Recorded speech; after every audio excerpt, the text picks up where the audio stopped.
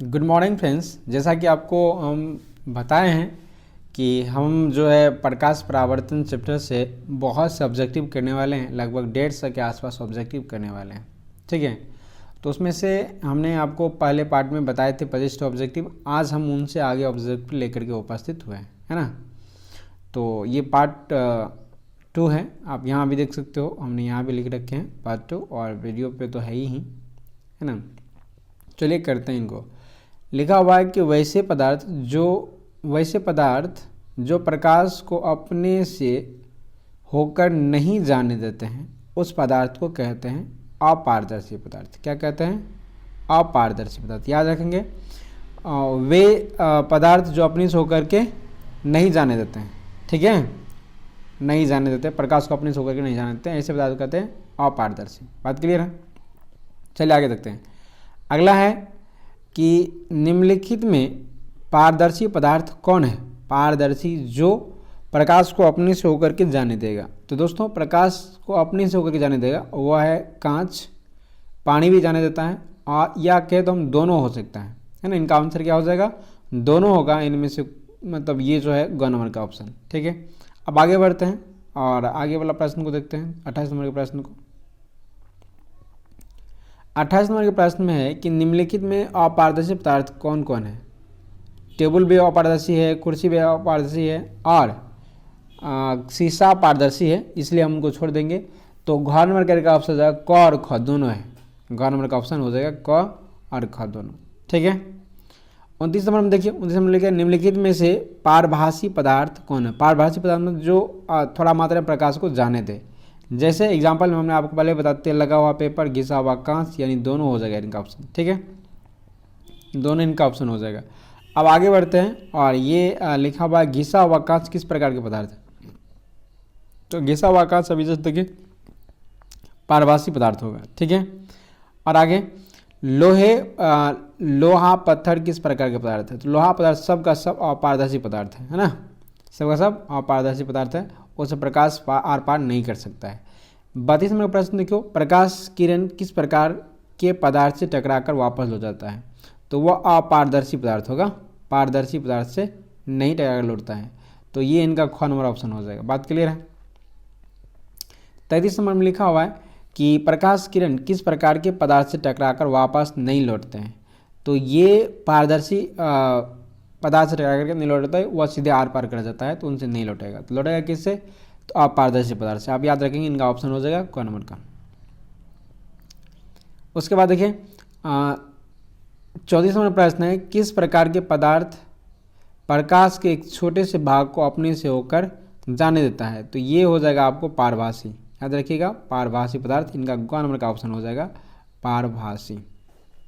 ठीक, आगे बढ़ते हैं, 25 नंबर में आते हैं। 25 नंबर में जब प्रकाश किरण किसी चिकने सतह से टकरा कर लौट जाती है तो इस घटना को कहते हैं। तो इस घटना को कहते हैं परावर्तन। तो बहुत आसान है ना। चलिए उसके बाद देखते हैं 26 नंबर में। तो 36 नंबर में निम्नलिखित में से कांच को दर्पण किस प्रकार बनाया जाता है? तो पॉलिश करके दोस्तों, है ना, बिना पॉलिश करके तो हो ही नहीं सकता, है ना। तो पॉलिश करके हो जाएगा, इनका ऑप्शन हो जाएगा क नंबर का। प्रकाश परावर्तन के कितने नियम हैं? तो ये बहुत आसान प्रश्न है, 2 नियम है और हम अधिक बार बोलते भी हैं। आपतन कोण, परावर्तन कोण आपस में एक दूसरे के बराबर होते हैं किस नियम से? तो परावर्तन के नियम से ये दोनों क्या होता है? आपस में एक दूसरे के बराबर होते हैं। आपतन कोण और परावर्तन कोण, ठीक है, ये परावर्तन के नियम से ही होगा, क नंबर का ऑप्शन हो जाएगा। 39 नंबर देखते हैं, आपतित किरण, परावर्तित किरण और आपतन बिंदु पर डाला गया जो लंब त्रिभुज एक तल में होते हैं किस नियम से? तो ये भी परावर्तन नियम से ही होगा, है ना, ये भी परावर्तन नियम से ही होता है।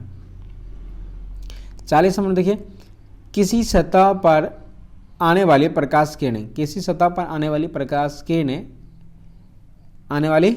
प्रकाश किरणें को कहते हैं किस सतह पर? आपतित किरण कहते हैं। क्या कहते हैं? आपतित किरण कहते हैं। बहुत आसान है।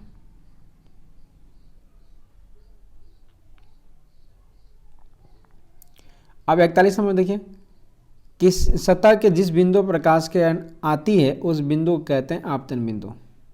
क्या कहते हैं? आपतन बिंदु।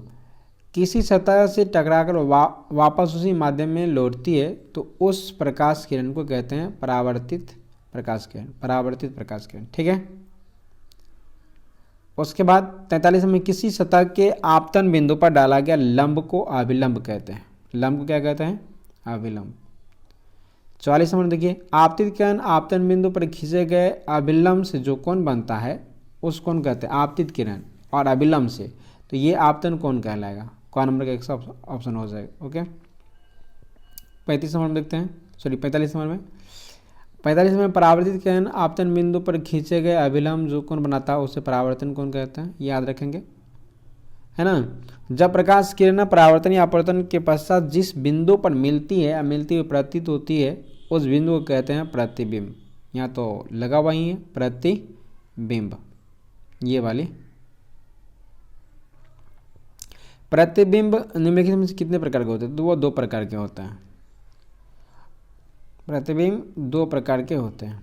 अगला 48 में देखते हैं, निम्नलिखित में से किस प्रतिबिंब को पर्दे प्राप्त कर सकते हैं? तो वास्तविक प्रतिबिंब को पर्दे प्राप्त कर सकते हैं।